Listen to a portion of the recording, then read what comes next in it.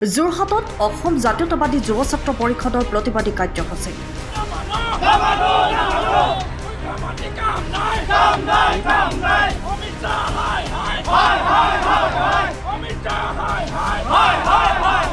যোৰহাটৰ বৰুৱা চাৰিআলিত অসম জাতীয়তাবাদী যুৱ ছাত্ৰ পৰিষদে এক প্ৰতিবাদী কাৰ্যসূচী ৰূপায়ণ কৰে।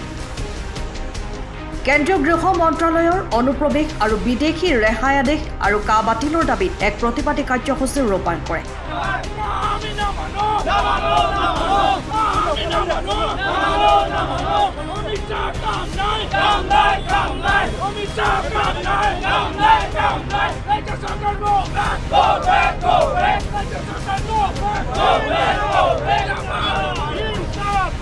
কেন্দ্ৰীয় গৃহমন্ত্ৰীৰ প্ৰতিকৃতি দাহ কৰাৰ লগতে আদেশ পত্ৰৰ প্ৰতিলিপি দাহ কৰে প্ৰতিবাদকাৰীসকলে। জিলা সমিতিৰ উদ্যোগত অনুষ্ঠিত হোৱা এই কাৰ্যসূচীত কা আমি নামানো, বিজেপি চৰকাৰ গো বেক, অমৃত শ্বাহ হুচিয়াৰ আদি বিভিন্ন শ্লোগান দি পৰিৱেশ উত্তাল কৰি তোলে।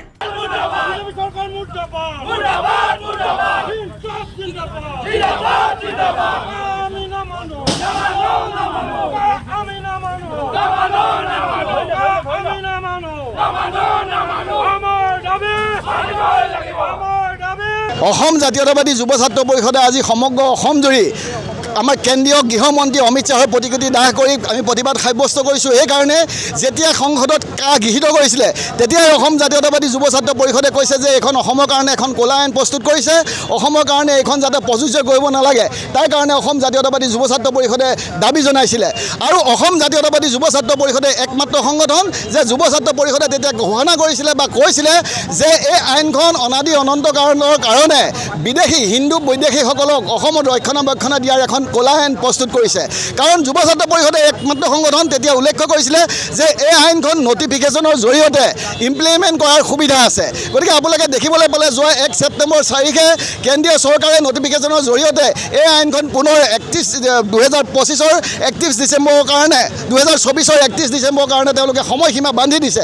গতিকে এই কথা অসম জাতীয়তাবাদী যুৱ ছাত্ৰ পৰিষদে কেতিয়াও সহজভাৱে লোৱা নাই বা মানি নলয়। আমি অসম জাতীয়তাবাদী যুৱ ছাত্ৰ পৰিষদে আৰু এটা কথা ক'ব বিচাৰিছোঁ, যেতিয়া কা আন্দোলন চলি আছিলে সমগ্ৰ অসমতে তেতিয়া অসমৰ মন্ত্ৰী মুদাগৰ বিধায়কসকলে উল্লেখ কৰিছিলে যে 2014 চনৰ 31 ডিচেম্বৰৰ পাছত যদি কোনোবা অবৈধ বিদেশী আহে তেওঁলোকক যাতে আমি ইয়াত নাগৰিকত্ব নিদিওঁ তাৰ কাৰণে এই আইন প্ৰস্তুত কৰিছে। তাৰ পাছত যদি কোনোবা আহে আমি মন্ত্ৰী মুদাগৰে আমাৰ নিজৰ পদবী আমি ত্যাগ কৰিম। কিন্তু আজি সেই মন্ত্ৰী মুদাগৰসকলক আমি প্ৰশ্ন কৰিছোঁ যে ইতিমধ্যে নটিফিকেশ্যনৰ জৰিয়তে যোৱা 1 ছেপ্টেম্বৰ তাৰিখে 2024 চনৰ 31 ডিচেম্বৰলৈকে কেন্দ্ৰীয় চৰকাৰে সময়সীমা দিয়াৰ পাছতো আপোনালোকে এই কথাত কেলে আজি পদত্যাগ কৰা নাই বা অসমৰ ৰাইজৰ হকে কেলে মাত মতা নাই। গতিকে অসম জাতীয়তাবাদী যুৱ ছাত্ৰ পৰিষদে কা বাতিল কৰিবৰ কাৰণে দাবী জনাই আহিছে। তাৰ অংশ হিচাপে আজি যোৰহাট জিলা সমিতিয়েও বৰুৱা চাৰিআলিত আমি প্ৰতিবাদী কাৰ্যসূচী ৰূপায়ণ কৰি কেন্দ্ৰীয় মন্ত্ৰী গৃহমন্ত্ৰী আমি অমিত শ্বাহৰ প্ৰতিকৃতি দাহ কৰি প্ৰতিবাদ সাব্যস্ত কৰিছোঁ। আৰু বিদেশী ৰেহাই আদেশ 2025ৰ জৰিয়তে 2014 চনৰ যিটো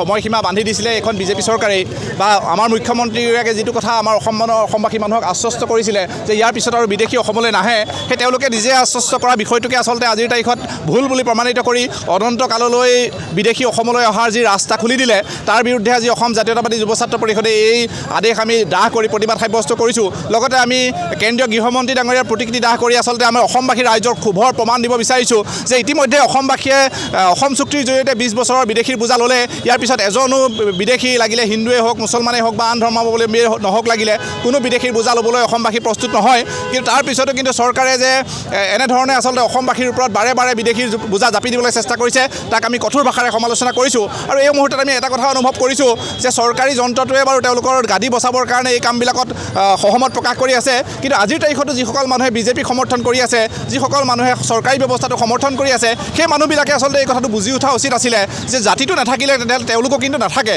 গতিকে যিখন চৰকাৰে নিজৰ কথাতে আচলতে পাভলুটি মাৰিব পাৰে, যিখন চৰকাৰে অনন্তকাললৈ বিদেশীৰ বাবে ৰাস্তা খুলি দি অসমীয়া মানুহক অসমত ভৱিষ্যতে সংখ্যালঘুত পৰিণত কৰাৰ এটা ষড়যন্ত্ৰ কৰিব পাৰে, সেইখন চৰকাৰৰ লগত সেইখিনি মানুহৰ লগত থকাতকৈ তেওঁলোকে আচলতে ইয়াৰ বিৰুদ্ধে বিদ্ৰোহ কৰিব লাগে আৰু ভাবিছোঁ যে জনসাধাৰণ ৰাজপথলৈ ওলাই আহিব লাগে। গতিকে আমি আজি এই কাৰ্যসূচীৰ জৰিয়তে সমগ্ৰ অসমবাসীলৈ এই আহ্বান জনাইছোঁ। আপোনালোকে দেখিছে কালি হঠাৎ কেন্দ্ৰীয় গৃহমন্ত্ৰী অমিত শ্বাহ ডাঙৰীয়াই 2014 চনৰ 31 ডিচেম্বৰলৈকে যি আবেদন পত্ৰ আছিলে অবৈধ বিদেশী নাগৰিকত্ব বিচাৰিব আবেদন, কিন্তু সেই আবেদন নাকচ কৰি আকৌ পৰৱৰ্তী পৰ্যায়ত 10 বছৰলৈ যি সিদ্ধান্ত গ্ৰহণ কৰিছে তাক আমি পোনপ্ৰথমে অসম জাতীয়তাবাদী যুৱ ছাত্ৰ পৰিষদে আমি গৰিহণা দিছোঁ আৰু ধিক্কাৰ জনাইছোঁ। আৰু আজি অমিত শ্বাহৰ যি অসমৰ ভাৰতবৰ্ষৰ গৃহমন্ত্ৰী আমি পুত্তলিকা দাহ কৰিছোঁ।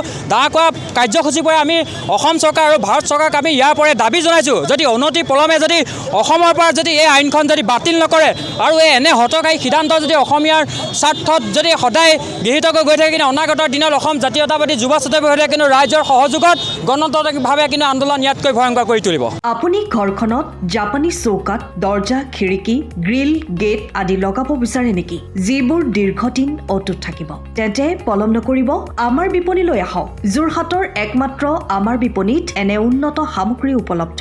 এই মেচিনটোৱে বেণ্ড কৰা হয়, দৰ্জা, চৌকাত আৰু উইণ্ডো বনোৱা হয়। বাকী আমাৰ গেনব্লাইজত হয় এইবিলাক। আমাৰ ঠিকনা শ্ৰীৰাম এলুমিনিয়াম চেণ্টাৰ, DCB তিনিআলি, তৰাজান, যোৰহাট 785006। যোগাযোগৰ নম্বৰ 8638967754 অথবা 9401552548। পাল্লা বনোৱা আছে, এইটো গেলমেনাইজৰ হয়। এইটো প্ৰেছ ষ্টীল বুলি কয়। গেলমেনাইজৰ উইণ্ডো হয়। ইয়াত ষ্টীলৰ এইবিলাক গ্ৰিল দিয়া আছে, এক্সট্ৰাকে গ্ৰিল প্ৰয়োজন নাই, গ্ৰিল চব লাগি গৈছে। আৰু এইফালে মস্কিটো নেটো দিব পাৰে, এইটো মস্কিটো নেট। এইফালে বেক চাইডে মস্কিটো নেটৰ পাল্লা আছে। পকাত নি পিনে ঘৰটো আৰম্ভ কৰোঁতে লৈ যাবলগীয়া হয়। তেতিয়া পকাত দি দিলে মানে ইয়াত ঢেলাই সোমাই যাব, মছলা সোমাই যাব। বালি মছলাটো ভৰাই দিলে মানে মজবুত হৈ যাব ইয়াৰ।